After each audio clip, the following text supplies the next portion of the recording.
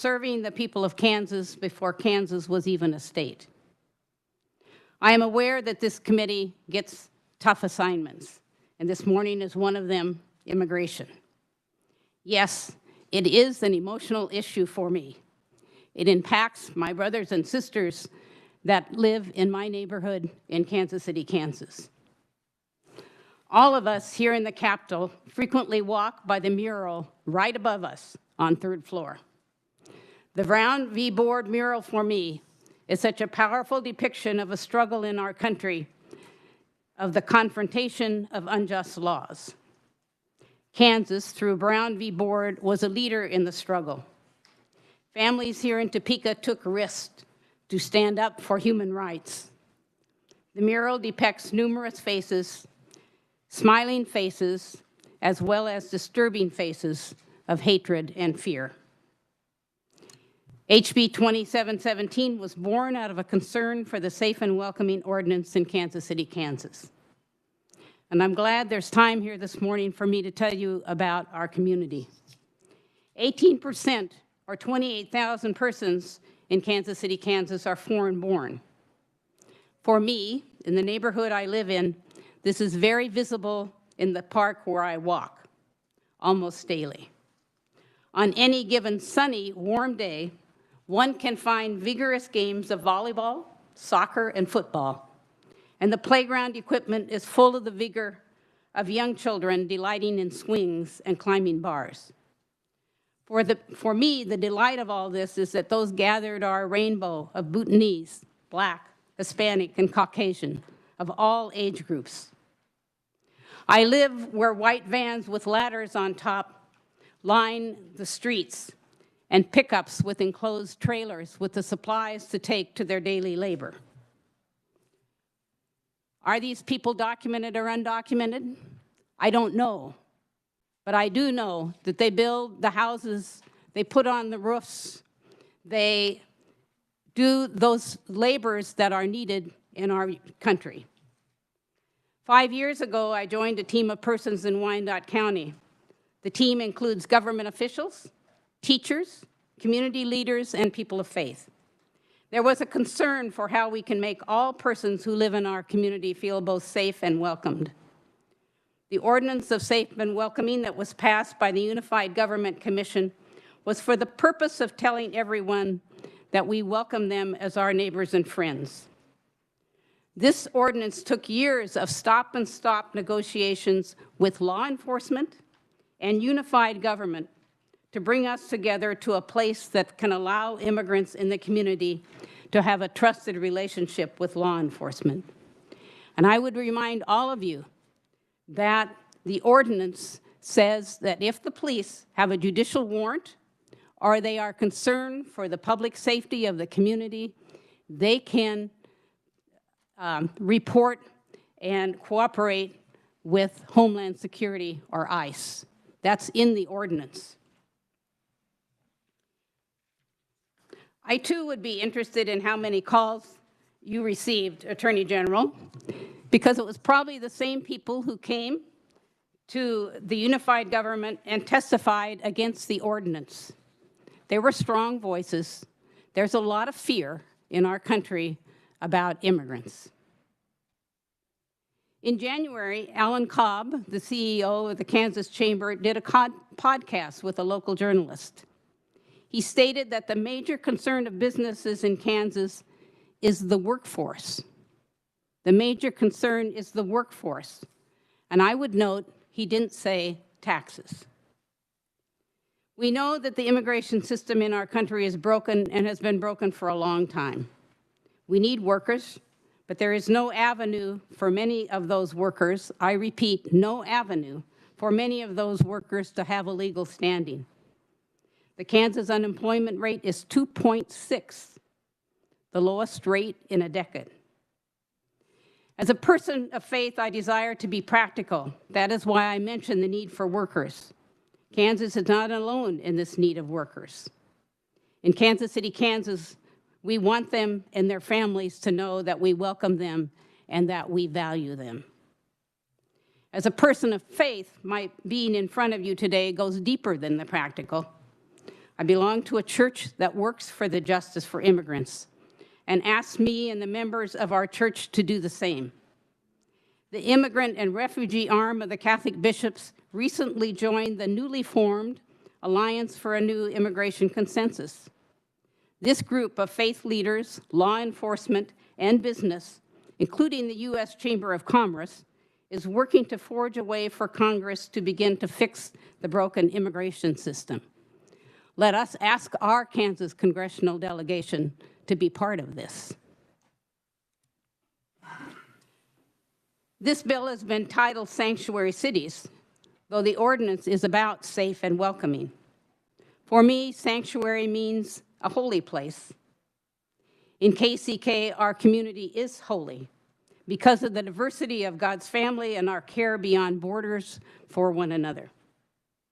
You can strike down our ordinance, which seems likely, but you will not take away the safe and welcoming in our community.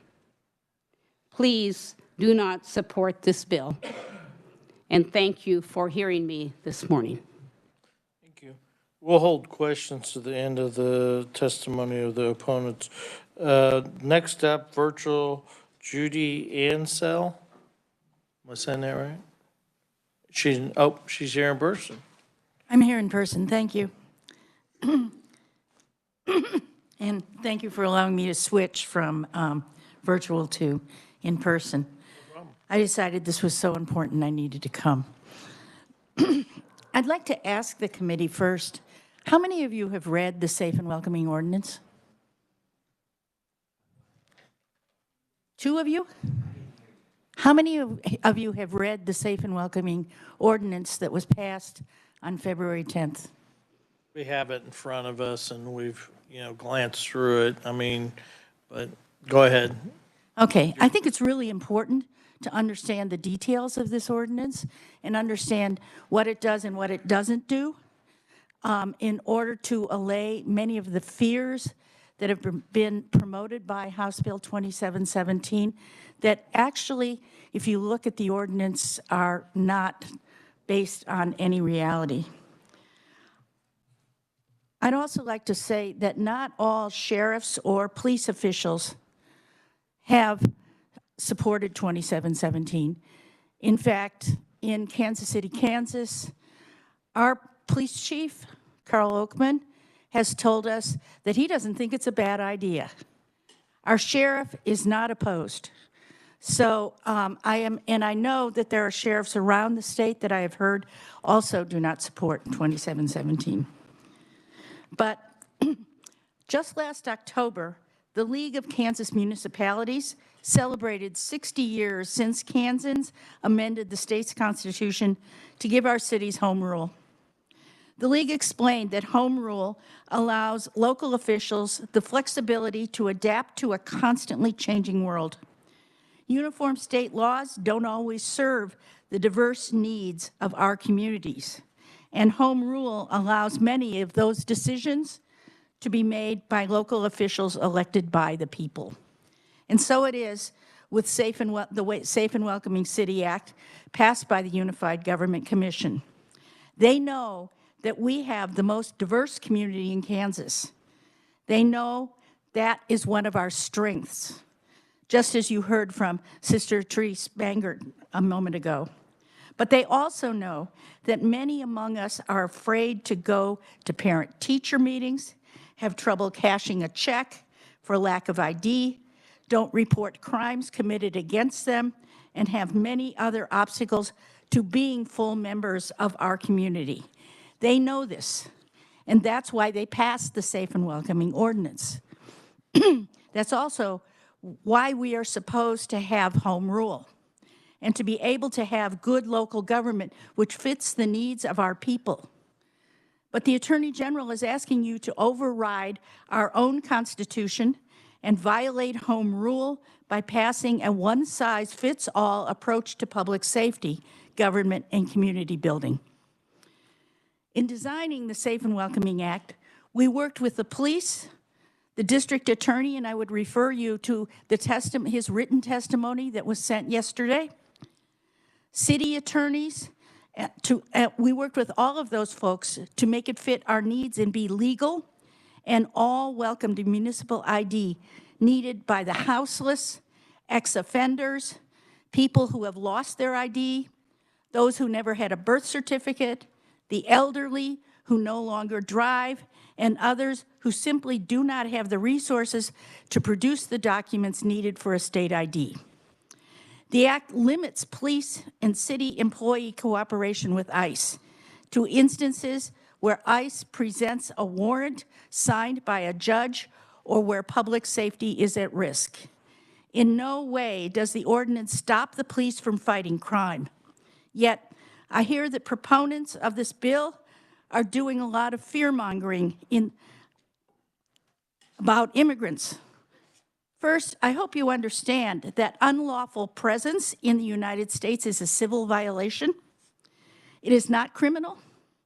Second, the majority of undocumented immigrants entered the country with visas, and even if they crossed illegally or overstayed a visa, that doesn't make them a danger to the public. Studies show over and over that immigrants, in fact, commit fewer crimes than citizens. So why is the Safe and Welcoming City Act necessary? Because many immigrants are afraid to call the police to report a crime for fear of deportation. Thus, women suffer domestic violence in silence. Victims of car theft and even of violent crime say nothing, and the perpetrators continue to commit crimes.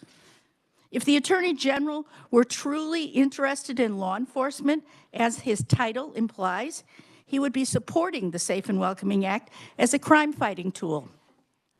We ask, why is it that the Attorney General came after us in Wyandotte County, but he did nothing when Roland Park passed a similar ordinance in December of 2020, or when Lawrence adopted ICE noncompliance?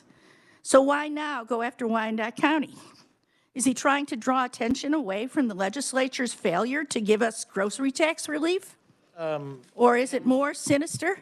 I don't think we should attack other proponents. Okay, fine, opponents. fine. If you got something to give to the bill. Although this bill aims at us, there will be substantial collateral damage if it passes. A number of Kansas cities have municipal photo IDs. HB 2717 is changing the rules on what ID registered voters can use to identify themselves at the polls. Since many citizens lack photo IDs, House Bill 2717, by barring municipal IDs at the polls, has turned itself into another voter suppression bill. Furthermore, there's no reason why an undocumented person with a municipal ID would be able to vote because they don't have the materials to register to vote. So they would not be on the list. Some Kansas cities have policies which also limit police interaction with ICE. HB 2717's language saying a municipality shall not limit or restrict the enforcement of federal immigration laws will eliminate policies which aim at encouraging police to build relations of trust with all residents so they can concentrate on the job for which they were trained, protecting residents and nurturing safe communities. Police and sheriffs are not trained or funded to understand and enforce immigration law. In fact, when they try to do so, the city gets sued for false imprisonment. Just a brief look at Kansas today shows us that HB 2717, with its one-size-fits-all preemption, is a bad and hastily written reaction solely drawn up for political purposes. Even worse, passage will slap an unsafe and unwelcome sign on Kansas, and families that include immigrants, whether documented or not, will leave and certainly not come here because they know that despite the bill's non-discrimination amendment, which was tacked on, it will inflame racial profiling. How will this affect our economy, so dependent on farm, livestock, and meatpacking labor at a time when employers are desperate for workers? How will this affect our rural communities, which are losing population as youth leave? Why would Kansas not be welcoming families who bring both hard workers and to our workplaces and families with children to our small towns. It's time our legislators celebrate our diversity and support a safe and welcoming Kansas. Thank you very much. Okay, thank you. Next up is Connie Brown's Collins. I'd appreciate it if we wouldn't tack the people up here or the proponents, either side. I think it always goes far. And I just want to state, we're going to stick to our original agenda because we do have a second bill behind this that has a pretty lengthy group of proponents, and they come a long way. So is Ms. Collins on? Yes, I am. Go ahead. Senator Olson and members of the Senate Committee on Federal and State Affairs. My name is Connie Brown Collins, and I'm writing as an engaged citizen of Wyandotte County, Kansas City, Kansas. Thank you for the opportunity to speak with you this morning. The United States of America was built by immigrants. It was built by imported foreign laborers and slaves. The state of Kansas still relies heavily on immigrants. Wyandotte County was also built by immigrants, as most counties were. If we are to protect the integrity of our county, our state, and our country, we must protect our immigrants. HB 2717 works against that principle. I oppose HB 2717 on the following grounds. Municipalities know what is best for their cities and counties, including Wyandotte County Mayor Tom Garner and the Unified Government Commissioners. Secondly, workers need to feel safe in this environment of worker shortages. Contrary to some opinions, this bill does not ban cooperation with federal immigration authorities if public safety is at risk. Citizen trust in law enforcement is key to public safety. If immigrants, whether legal or not, think they will be arrested and deported, or their information will be shared with ICE, they will be too frightened and intimidated to report crimes. The municipal ID portion of the Safe and Welcoming Ordinance has built-in protections from fraud, along with accompanying penalties. The Wyandotte County ID is labeled municipal and does not include or allude to a state ID designation. An example of the need for the ID card applies to my husband, who was born in Georgia and did not have a birth certificate. Many older individuals in the segregated South were born in homes. Even with separate but equal hospital births, records were often sketchy. It took months of filling out forms and sending them back and forth for my husband to get a cursory record of his birth. The ID card might have eliminated the trials my husband endured. However, if he was not able to use it at the polls, it would have created an extreme hardship since my husband was an ardent voter. Because the federal government has not passed immigration reform, states and local governments are then tasked with developing their own economies and systems, which include and protect immigrants. These residents now live without legal redress to their status. Development of these policies needs to be done with communities in mind and not with state overreach. Please oppose HB 2717. It has major flaws and does not represent the needs of Wyandotte County's majority minority. Thank you so much for your time, consideration, and attention to this most crucial issue. Thank you. Next up, Rabbi Moti Reiber. Morning, Senator Olson, Senator Foscudo, members of the committee, Rabbi Moti Reiber, Kansas Interfaith Action.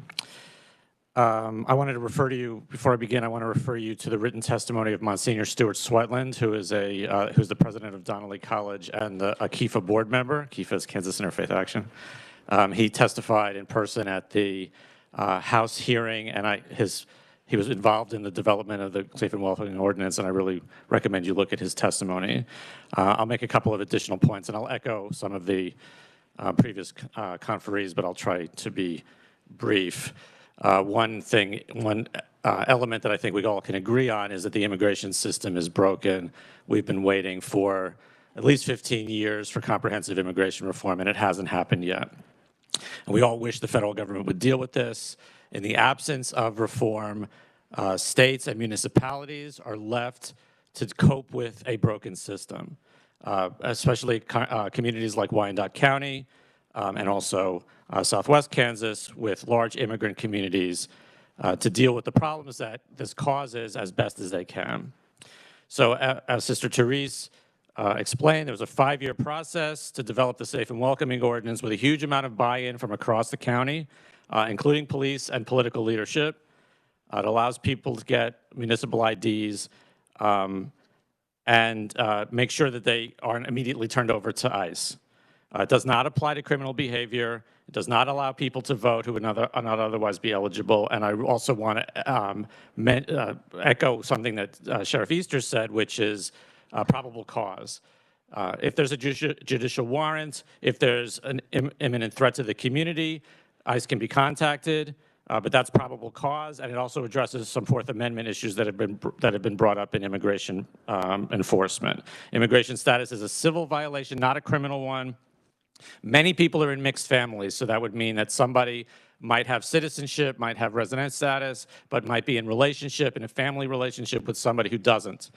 So that puts the whole cluster, that whole family group into a gray area where even the citizens or the legal residents are wary of approaching the police about victimization or criminal activity because they're afraid that their loved one will be deported.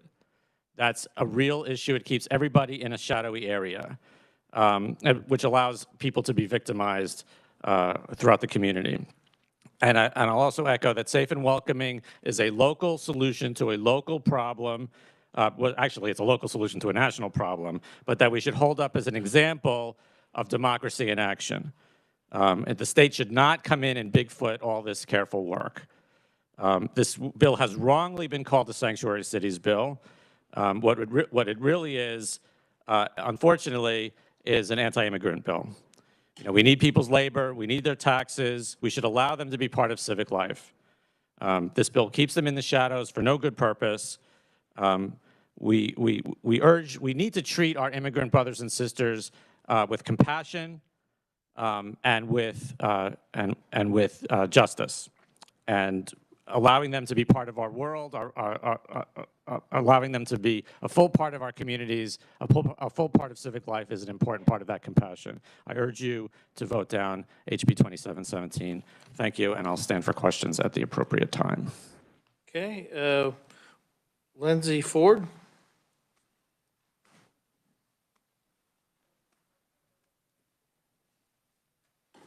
Hi, good morning. I'm Lindsay Ford. I'm the public policy attorney with the Kansas Coalition Against Sexual and Domestic Violence. I'm here today because victims of sexual and domestic violence are more likely to leave and find safety when they have access to resources and support in their community. This is the basis for our entire system of victim services and our entire approach to helping victims. Immigrant victims face special barriers when trying to access services, whether it be language barriers or just a general difficulty with the complexities of our criminal justice system. As I think most of you know, isolation is a very common tool used by batterers and perpetrators to subject and control their victims and keep them from seeking services, seeking help. It's vital to the safety of all Kansans that they be able to access help and seek resources and that they feel safe to do so. I think the important issue related to this bill and the impact on survivors is that ultimately legislation doesn't exist in a vacuum. When you pass bills, when you make laws, it sends a message to Kansans about what the state's priorities are and how the state feels about its citizenry. When the unified government, when Roland Park, when Lawrence pass their ordinances and they allowed for the creation of municipal IDs, for certain safety measures for immigrants, for the homeless populations. They sent a message to those people, to all of their citizens, that they care about them and they care about their safety. And passing this bill would also send a message. It would send a message that ultimately Kansas doesn't care about the most vulnerable populations. And I don't think that's a message anybody here actually wants to send. So with that, I would be happy to stand for questions. Thank you. Okay, that's the end of the opponents. There's a whole bunch of written opponents. Questions? Senator Hosher. I think there are a couple people online. They're not on the agenda, and as I said, they're not on the agenda. We're not going to add to the agenda. We've got another bill that's got a pretty extensive group. They'll be treated as written. Okay, is there a follow? You have another question, or go ahead, Senator Straub. Thank you, Mr. Chairman. And actually, this question might be for the Attorney General. So our former Secretary of State, Chris Kobach, has worked diligently on immigration issues for well over a decade. And I know that some of his issues were with voter ID and those type of things. I'm just curious that if the Attorney General brought this because of I know you stated in my previous question that you don't think that there's been fraud using these municipal IDs yet, but if this bill was also brought because there could be the potential for that. I wonder if you're acknowledging the fact that our election systems are vulnerable and need to be protected.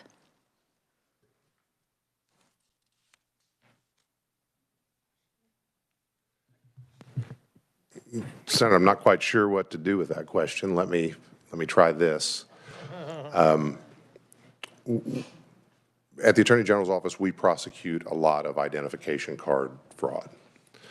We have, since you all were good enough to reorganize our anti-fraud work, maybe, I'd have to look it up, maybe 8 or 10 years ago. And we do a lot of elder abuse fraud. We do a lot of securities fraud prosecutions. We do a lot of identity theft fraud prosecutions, and we do a lot of insurance fraud prosecutions. And one of the statutes that we use frequently for those prosecutions is the one cited in my testimony in Chapter 8 that makes it a crime to fraudulently use a state identification card. We cannot use that tool against a municipal identification card because the statute doesn't include it. So that's the reason for, the proposal to amend the statute. I don't know what else to say on that. Go ahead. Thank you, Mr. Chairman, and thank you, Attorney General, for that answer. So you're saying that this, excuse me, the statute as it's currently written only applies to state-issued ID cards? The Chapter 8 statute, yes. Now, I don't want to leave the false impression, if you go out and commit some other crime with an ID card, and there's evidence, use that. But a common tool, statutory tool that we use for prosecuting criminal identification card fraud is the crime in Chapter 8, and it only applies to the state cards. So sorry for all the questions. So I know that currently we allow students to use a student ID to vote, that you actually do not have to have a state-issued driver's license or ID in order to vote. You can simply vote with a student ID. How would student IDs be any different than a municipal ID? Yeah, Senator, if that's your question, let me try again, because that's a different set of statutes for a different purpose than what at least I was talking about. Maybe I misconstrued your question. Under current law, there is a list of acceptable forms of identification for your photo ID at the polls. One of those is, I forget how the phrasing is, it's in the bill, it's a municipal identification card. The challenge we identified is that, at least in this case, in the Wyandotte County case, an intent, a purpose, as well as an effect of issuing these cards is to give a government-sanctioned identification to persons who are not lawfully present in the country. And I don't think that statement's in dispute. That's one of the things they seek to accomplish. And if they want to do that for Wyandotte County purposes, in my view at least, that's Wyandotte County's business. The problem is the architecture of the voter identification statute would allow that identification to be used for voting purposes. Now, the response, I think it was Representative Heiberger when we had this discussion in the House committee, the response is, yeah, but you still can't register. And that's fine. I'm not here making the case that there is or is likely to be, I'm not here trying to characterize the scope of potential misuse, if any. I'm just saying it's an obvious loophole in the statute, and we suggested fixing it, and the Secretary of State suggested fixing it more explicitly, and that's the bill that you have in front of you. Okay, further questions? Senator Fasquedo? Thank you, Mr. Chairman. Thank you, Attorney General, but my question is for Sister Teresa. I've seen you around the Capitol for many years advocating for many issues.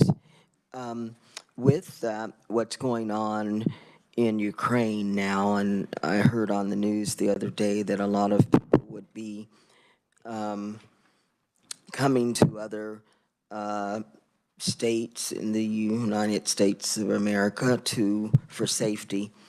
Just wondering how this issue would affect them in needing certain identification. Thank you. I think, immigration law is very, very, very complicated, but there's a difference between refugees and immigrants. If someone comes into the country as a refugee, they have a legal status. If you come, but the undocumented immigrants do not have a legal status. So if we admit, as my understanding is, the potential for 100,000 people from Ukraine to give them refuge, they will come in with a legal status, as opposed to the people that are putting roofs on our houses and cleaning the hotel rooms and cooking our food. Does that answer your question? Yes, ma'am. Further questions for the opponents? Not saying any? Okay. We'll go ahead and close the hearing on 2717. And okay,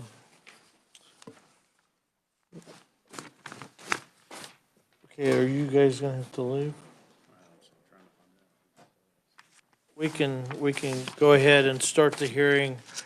We'll come back and work that here in a little bit. We're gonna go ahead and start the hearing on House Bill 2644. And why don't you give us an overview, Mike? I'm just going to sit, if that's all right, Mr. That's Chairman. fine. Basically, it's a bill that establishes the Sandhill Plum, also known as a Chickasaw Plum, as the official state fruit. Any questions? Not seeing any? Okay, our first proponent, we'll go ahead and open the hearing on House Bill 2644. First proponent, Haley Brown. Did I get that right? Michael, do we have some testimony? You can go ahead and start. Good morning, Mr. Chairman Olson and members of the Is committee. the mic on? Okay. Good morning, members of the committee and Chairman Olson. My name is Harley Brown. I'm representing the School of Valley Falls Elementary. I am a proponent for HB 2644. Students from all over Kansas voted on a state fruit. Fourth and fifth graders from more than 25 schools across Kansas have researched these fruits. We narrowed it down to the Sandhill Plum. Students have participated in writing persuasive essays to their representatives, who made it a bill. It went through the House of Representatives, and they passed it, and they said yes. We have spent a lot of time and effort to do all of this. We all have come so far, especially for kids, and we are hoping you make it a law. And why not? The Sandhill Plum is an awesome fruit. It is sweet, juicy, and delicious on all kinds of breads. Also, so many other states have a state fruit. Why can't we? We almost had the watermelon as our state fruit, but it died and got rejected, and they put it in the past. We are pleading with you to make it a law for the Sandhill Plum to be our state fruit. We've all been working hard. Thank you. And I thank Senator Olson for putting in the time for us to do all of this. Well, thank you for being here. Grant Stapleton, is that right?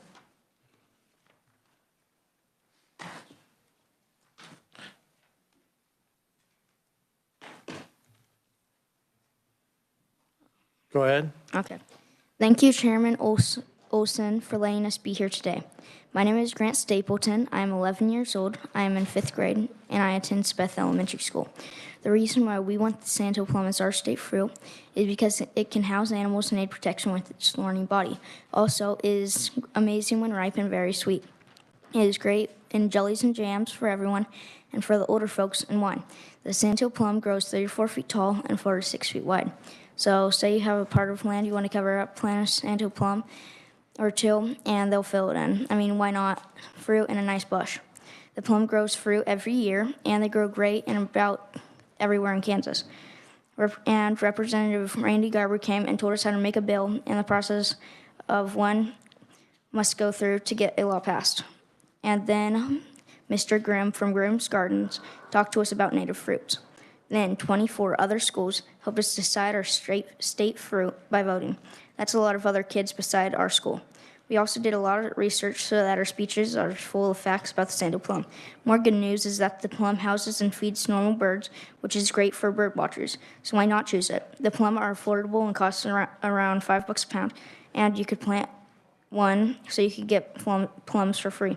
So they're amazing, right? Well, yeah, they're amazing. The Sandhill Plum is able to grow everywhere in Kansas, as I said, and it would also probably make a nice windbreak. We want to follow the other states and get a state fruit, don't we? I mean, I don't want to be left out. My hope is that you help us pass this bill. Those are my reasons why we want the Sandhill Plum as our state fruit. Thank you for your time. Thank you. Eva Dieter?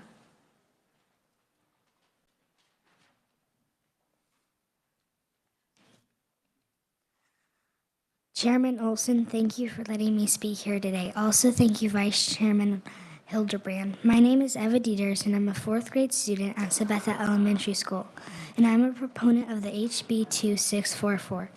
If you are wondering how we got here, last year's 4th grade class at Sabetha Elementary School thought Kansas needed a state fruit, so they started narrowing the fruit options down to 4. This year we have continued the work, learning more about the 4 fruits: American persimmon, mulberry, Sandhill plum, and gooseberry, to decide which we liked best. We then wrote a persuasive essay on which fruit we preferred. Finally, students from 24 schools voted on which of the 4 fruit choices we wanted to be the Kansas state fruit. The winner was Sandhill Plum, a wild plum native to much of Kansas that is found naturally on sandy prairies, where it helps to stop blowing sand. I believe that you should approve of HB 2644 because Kansas should have a state fruit, and many other states have one, and it is important to recognize the things that set Kansas apart, such as a native fruit. This project has taken us more than a year, but it is worth the time, and here's why. It's more fun to create a bill than it is to read about one. It's also more fun to actively participate in the process to see how it works. My classmates and I have enjoyed learning about creating bills as well as the native fruits to Kansas. Thank you. Emily Eaton?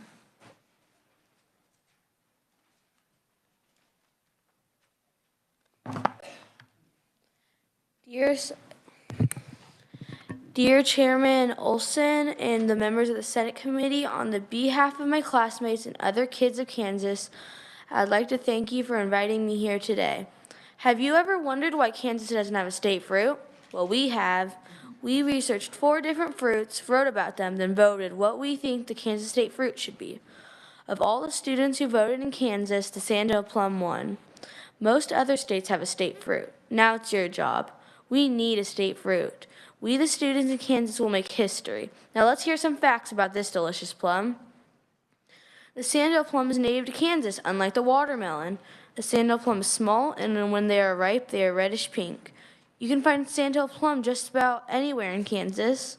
Sandhill Plums are absolutely great in jellies and jams. If you don't believe me, ask our 5th grade classes. We tasted them. They are sweet and tangy. Some foods people love the jelly on include toast, biscuits, crackers, and many more. Just think about our history and symbols. Kansas needs a state fruit. So don't just do it for our school, do it for Kansas. Pass Bill 2644 and give Kansas a state fruit. Sincerely, Emily Eaton and the kids of Kansas. Thank you. Anna Huffman?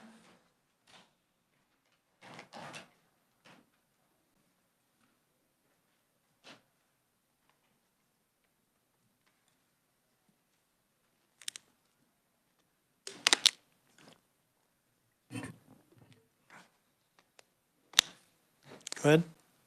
Chairman Olson, what a great honor it is to be here in the capital of our great state of Kansas. Madam Vice Chair Hildebrand and everyone on this committee, thank you for this incredible opportunity of a lifetime that I will never forget. I'm Hannah Huffman, here on behalf of the 4th grade at Sabetha Elementary School. I am proponent for passing House Bill 2644 for the Sandhill Plum to be the official state fruit of Kansas. I would like to share a couple of reasons to support my belief. My first and favorite fact is that the Sandhill Plum is native to Kansas. You can see them alongside the road in every region of our state. Much like the people of Kansas, the Sandhill Plum is resilient, thriving in many different types of environments. My second fact is that the Sandhill Plum can be made into many tasty treats, including jellies, jams, pies, and many more confections. It is very versatile.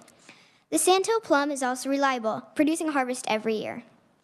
The 3 characteristics I have shared with you are resilience, reliability, and versatility.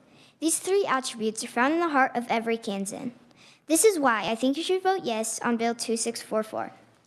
My fellow classmates and I have learned how much work and dedication it takes to deliver a proposed bill through a political process.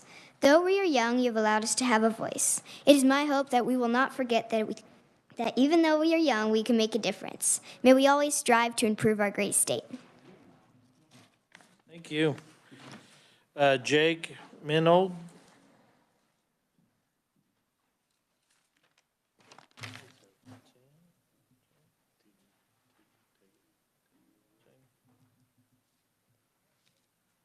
Thank you, Chairman Olson and Vice Chairman Hildenberg, for letting me come to the Topeka Capitol to talk about the bill HB 2644. I am Jake Muddle, and I'm appearing before you on behalf of the 4th and 5th graders at Sabetha Elementary School. I am a proponent of HB 2644 and the Sandhill Plum becoming the Kansas state fruit. Sabetha Elementary School is one school out of 24 other schools that think the Sandhill Plum should be the Kansas state fruit.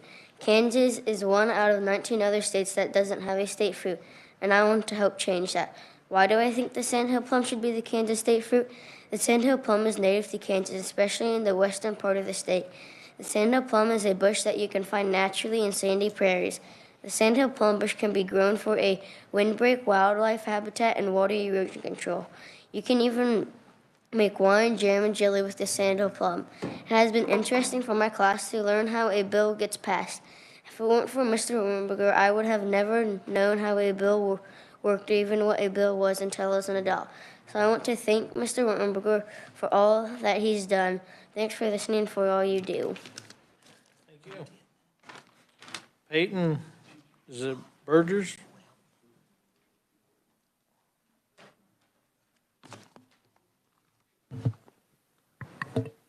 Good morning, committee members. My name is Peyton Burge. I'm from Valley Falls Elementary School. I'm a proponent for HB 2644. I'm here to persuade you to make the Sandhill Plum the Kansas state fruit and for it to become a law. I really hope you could take this time to vote for the Sandhill Plum to be the Kansas state fruit. The Sandhill Plum is amazing in all kinds of ways. It is juicy, sweet, and it can go in lots of desserts and breads. You know it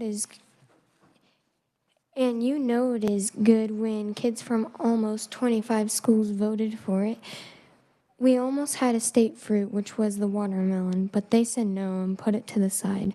Kids from all over Kansas took time to research and write about a state fruit. They voted for the Sandhill Plum, and so did the House of Representatives. They voted 115-7. Also, it is really easy to spell, Plum. We have worked really hard on this project, and why not see it through? Lots of other states have a state fruit, so Kansas should have one too. Thank you. Okay, Tegan O'Rourke.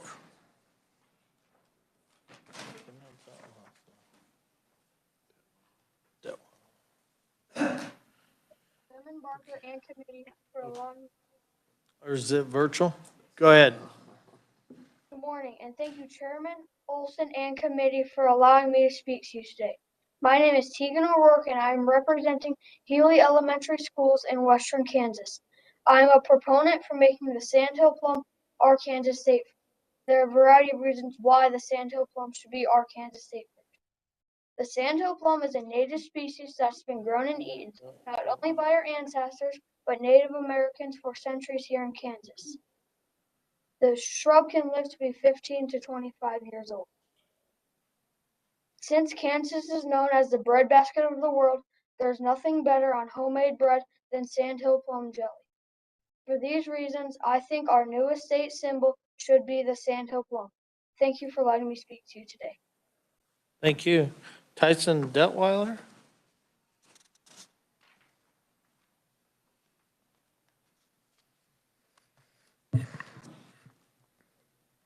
I would like to thank Chairman Olson for allowing me to speak here today.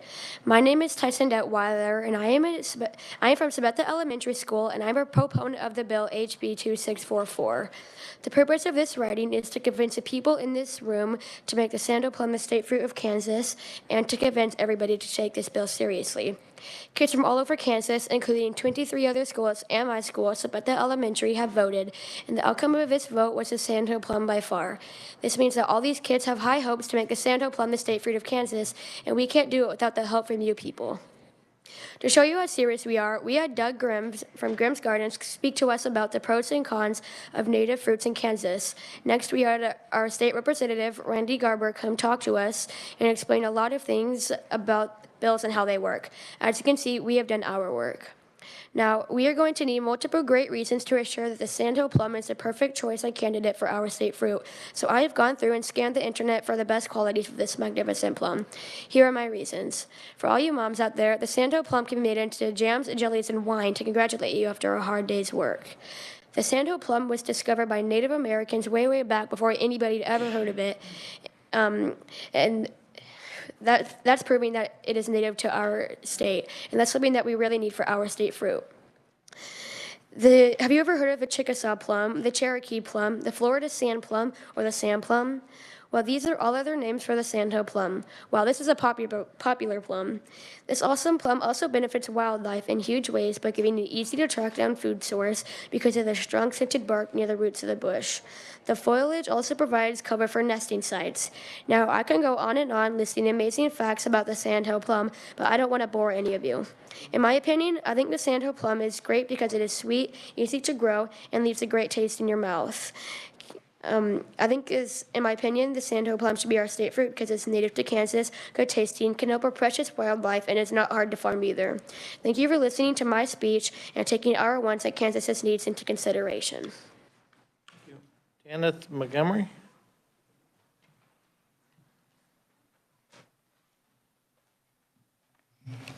First off, I want to thank Chairman Olson for letting me speak here today. Let me introduce myself. I'm Tanith Montgomery from Sabetha Elementary, 5th grade. I'm one of the proponents for the bill HB 2644, or as we call it at school, the Kansas State Fruit Bill. Today I'm here to talk to you about getting a state fruit for Kansas. Did you know that Kansas doesn't have a state fruit? Have you ever wondered why? Now, how come other states have state fruits, but we don't? Well, my grade thinks that's a problem and we're going to fix it. Some people never stopped and asked themselves if their state even had a state fruit. Most people didn't even know state fruits were a thing, but we do. We didn't just think of this and say it'd be cool if we tried. We've done more research than you could ever dream of, and we're ready to make the Sandhill Plum our state fruit. We've had our local gardener, Doug Grimm of Grimm's Gardens, come and speak to us about the Sandhill Plum, and we've even had our own representative, Randy Garber, come and speak to us about the process to get here. So as you can see, we have a lot of knowledge about the state fruit. That's why I think you should pass this bill. Okay. Did we get all the proponents? Okay. Questions? Do we have questions? Senator Fascadeau? She's going to ask you guys a question, one of you guys. Okay. Thank you, Mr. Chairman. First, I want to say you guys did a spectacular job. I've been here a long time, and even some of the adults haven't presented their testimony as well as you guys did today. So congratulations on that. My question, Mr. Chairman, is did you guys bring us any samples? I would love to taste that jam. Well, thank you so much. I support this bill. Senator Straub. Thank you, Mr. Chairman, and thank you to all of the awesome testimony today from all of you students. I have to say, this is my favorite bill so far this year. And quite honestly, I have a lot of experience with the Sandhill Plum. Coming from a family of 6 children, my mom used to take us out to our pasture, and we would have to pick a 5-gallon bucket full of these things so that she could make jelly for our entire family. And Senator Falscadeau, I will bring you a sample. Well, I expect that sample to go a little bigger than just Senator Falscadeau. I'll have to talk to my mother about that one. Further questions? Not seeing any for the proponents. Do we have any opponents? Not seeing any.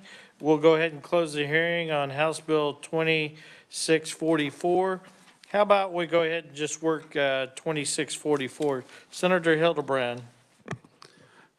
Thank you, Mr. Chairman, and I think to honor these young students that did such an outstanding job, for them to wait for the statute books a little too long, I'd make a motion that we amend this to put it in the registry. Do we have a second? Okay, Senator Straub seconds. Questions or comments? The motion is to put it into the register. All in favor, please signify by saying aye. Aye. Against, nay. Passes. Okay, Senator Hildebrand, go ahead. Thank you, Mr. Chairman. I'd like to make a motion that we pass out House Bill number 2644 as amended favorably for passage. Senator Hildebrand made the motion. Senator Falscadeau seconds. Questions or comments? All in favor, please signify by saying aye. Aye. Against, nay. This bill is on its way to the Senate, and we'll find someone to carry it.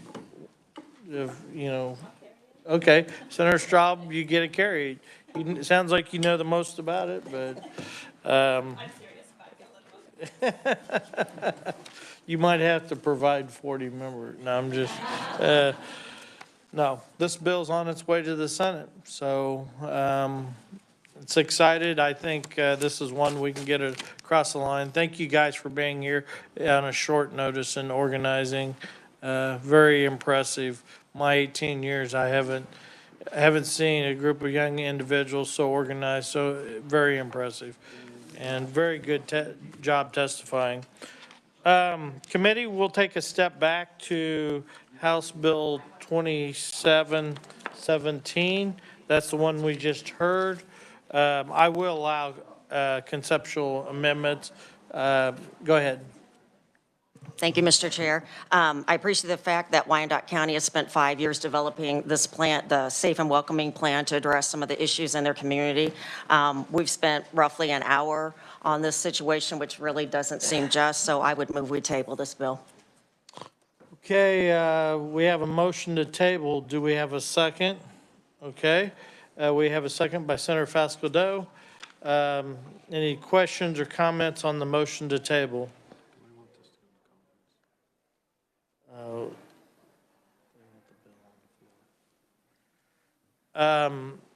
Okay, Senator Hildebrand. Thank you, Mr. Chairman. I'll make a substitute motion that we pass out House Bill number 2717 favorably for passage. Okay, we got a substitute motion. Do we have a second? Senator Straub seconds it. The substitute motion's on the table. All in favor, please signify by saying aye. Aye. Against, nay. Okay. You want to be recorded? Okay. Now we need another. We need one more motion, don't we? No? Okay. That goes, okay. Okay, this bill is out, and since Senator Hildebrand wanted to make the motion, if he wants, I'll let him carry it too. If not, then I'll carry it. Okay, our business is done. Thank you. We're adjourned.